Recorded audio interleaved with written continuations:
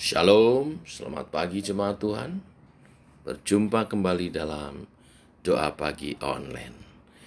Mari hampiri Tuhan dengan pujian sampai akhir hidupku.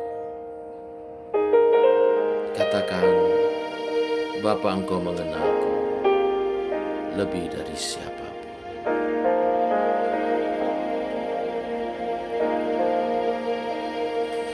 Bapa, Engkau mengenalku lebih dari siapapun. Engkau tahu ceritaku dan isi hatiku. Tak peduli masa lalu, Engkau tetap memilihku. Ubahkanku, sempurnakan, jadi karya yang indah. Kini aku percaya tiada yang mustahil bagimu. Kuasamu kuatkanku, dasarku berharap. Kini aku berserah pada rancanganmu bagiku. Ku ikuti panggilanmu, ku kan setia sampai akhir hidupku.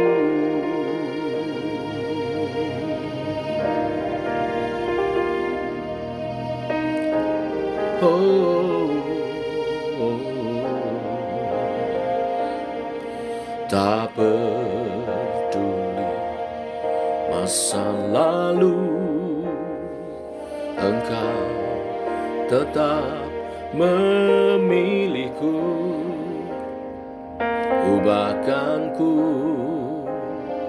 sempurnakan, jadikan yang indah. Kini aku percaya tiada yang mustahil bagimu. Kuasamu kuatkanku, dasarku berharap. Kini aku berserah pada rancanganmu bagiku. Ku ikuti panggilanmu, ku kan setia sampai akhir hidupku.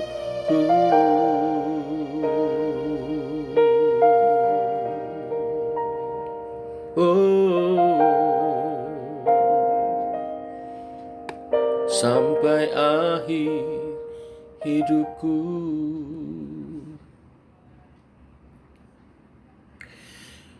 Demikian pujian kami naikkan kepadamu sebagai pernyataan iman dan keberserahan kami akan rancanganmu. Kami percaya rancanganmu indah, penuh damai sejahtera. Dari sejak Engkau menebus dan menyelamatkan kami, Engkau menuntun kami kepada kesempurnaan hidup hari demi hari. Tuntun oleh kebenaran firman yang sebentar kami renungkan, kami belajar menggenapi kebenaran-kebenaran dalam hidup kami, rancangan-rancanganmu dalam hidup kami. Dalam nama Tuhan Yesus Kristus. Amin. Bapak Ibu, saya melanjutkan Matius pasal 22 ayat 1 sampai dengan yang ke-14. Judul perikop perumpamaan tentang perjamuan kawin. Demikian firman Tuhan. Lalu Yesus berbicara pula dalam perumpamaan kepada mereka. Hal kerajaan surga seumpama seorang raja yang mengadakan perjamuan kawin untuk anaknya. Ia menyuruh hamba-hambanya memanggil orang-orang yang telah diundang ke perjamuan kawin itu. Tetapi orang-orang itu tidak mau datang. Ia menyuruh pula hamba-hamba lain, pesannya, katakanlah kepada orang-orang yang diundang itu, sesungguhnya hidangan telah kusediakan, lembu-lembu jantan dan ternak piaraanku telah kusembelih, semuanya telah tersedia, datanglah ke perjamuan kawin itu.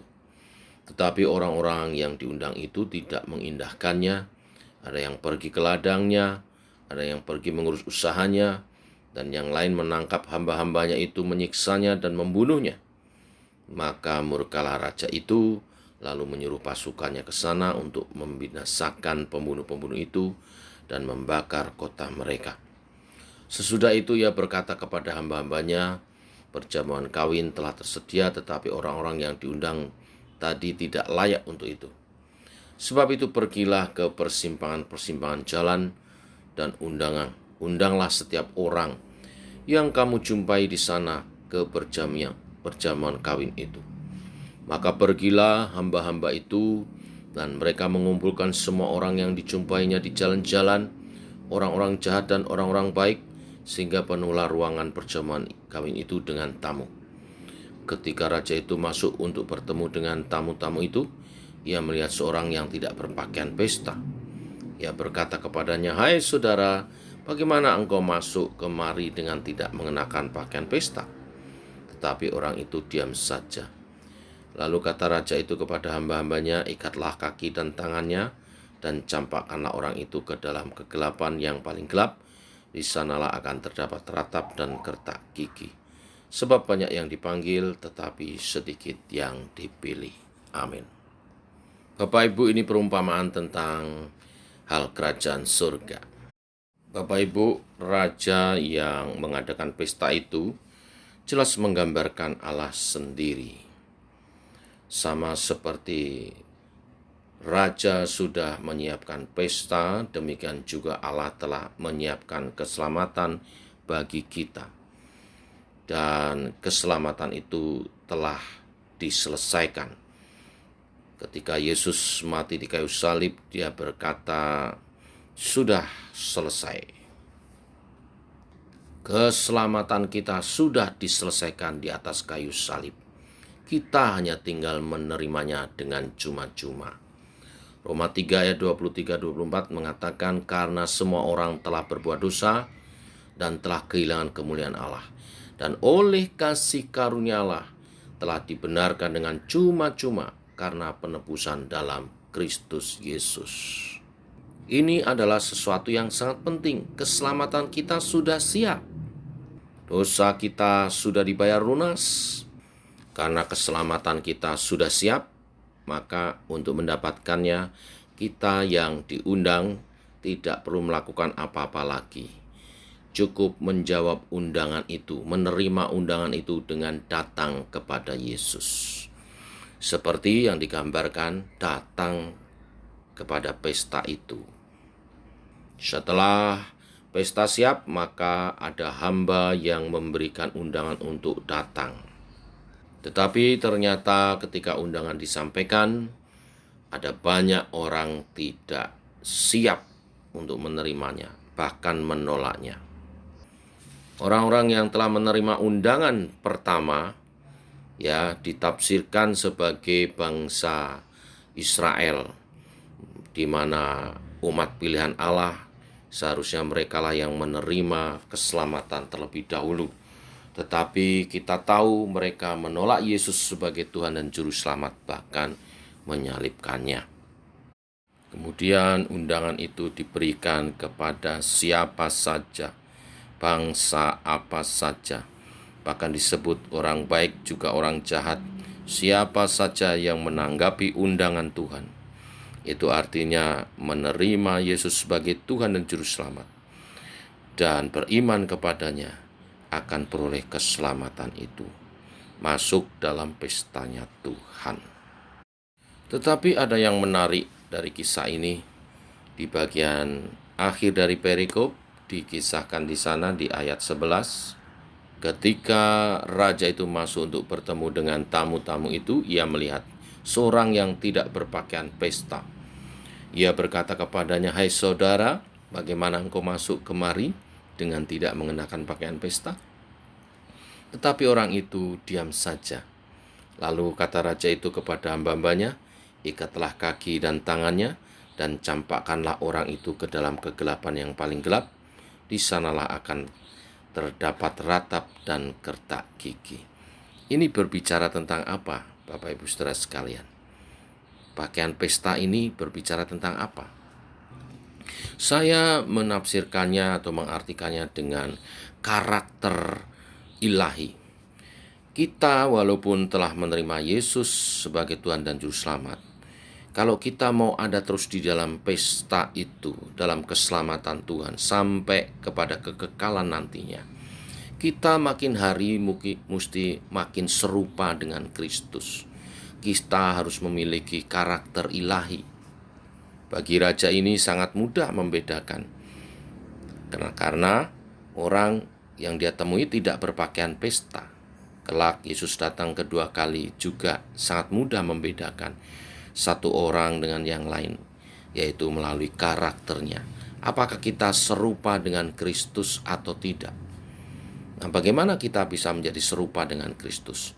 Tentunya dengan menuruti pimpinan Roh Kudus, mengizinkan Dia berkarya dalam diri kita, untuk kita menjadi pelaku-pelaku akan firman-Nya, sehingga Dia berbuah di dalam diri kita. Galatia 5 ayat 22-23, bagaimana Roh Kudus berkarya menghasilkan karakter ilahi, yaitu buah Roh Kudus: kasih, sukacita, damai sejahtera, kesabaran, kemurahan, kebaikan, kesetiaan, kelemah lembutan, dan penguasaan diri.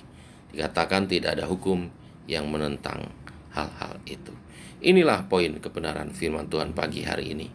Beriman, tetapi juga makin hari makin serupa dengan Kristus. Amin. Mari kita berdoa. Bapa, kami mengucap syukur buat hari yang baru, hari yang limpah dengan berkat-Mu. Berkat yang terutama pagi hari ini adalah kami boleh mendengar kebenaran firman-Mu. Dan hari ini Engkau mengingatkan kepada kami bahwa Engkau sangat rindu setiap kami makin hari makin serupa dengan Kristus. Itulah pakaian pesta yang dibutuhkan untuk kami bersama-sama dalam pesta ilahi, yaitu karya keselamatan di dalam Kristus, sampai kami bertemu muka dengan Tuhan di dalam kekekalan. Biar kami dijumpai serupa dengan gambaran-Mu, Juru Selamat kami, Yesus Kristus. Allah Roh Kudus, berkaryalah dalam diri kami. Hari ini kami berdoa untuk usaha pekerjaan dari setiap umat-Mu. Tetapi sebelum kami berdoa untuk usaha pekerjaan, kami mau Tuhan tidak hanya mengejar harta duniawi. Kami mau mengejar nilai-nilai surgawi dalam diri kami. Kami ingin selain kami diberkati secara jasmani berkelimpahan, jiwa roh kami juga berkelimpahan di dalam Engkau.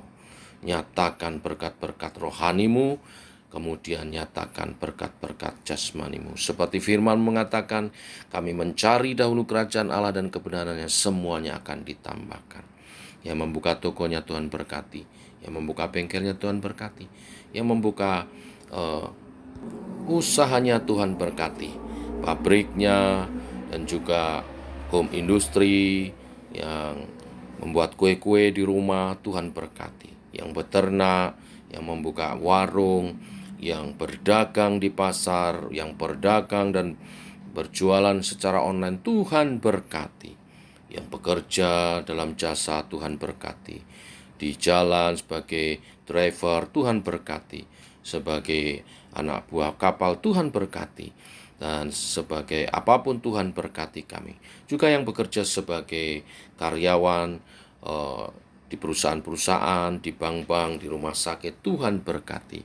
Juga yang sebagai aparatur negara juga Tuhan berkati, mengerjakan tugasnya dengan penuh tanggung jawab dan yang terbaik, sehingga membawa karir yang baik dan memuliakan Tuhan. Mereka yang belum punya pekerjaan, Tuhan berikan pekerjaan. Secara khusus berdoa untuk yang sedang wawancara pekerjaan, juga Tuhan sertai sehingga dapat pekerjaan yang terbaik untuk berkarir, untuk masa depan lebih indah, lebih mulia, dan lebih memuliakan Tuhan. Demikian doa-doa kami naikkan di dalam nama Tuhan Yesus Kristus. Amin. Demikian doa kita, saudara. Selamat pagi, selamat berjalan bersama dengan Tuhan. Shalom.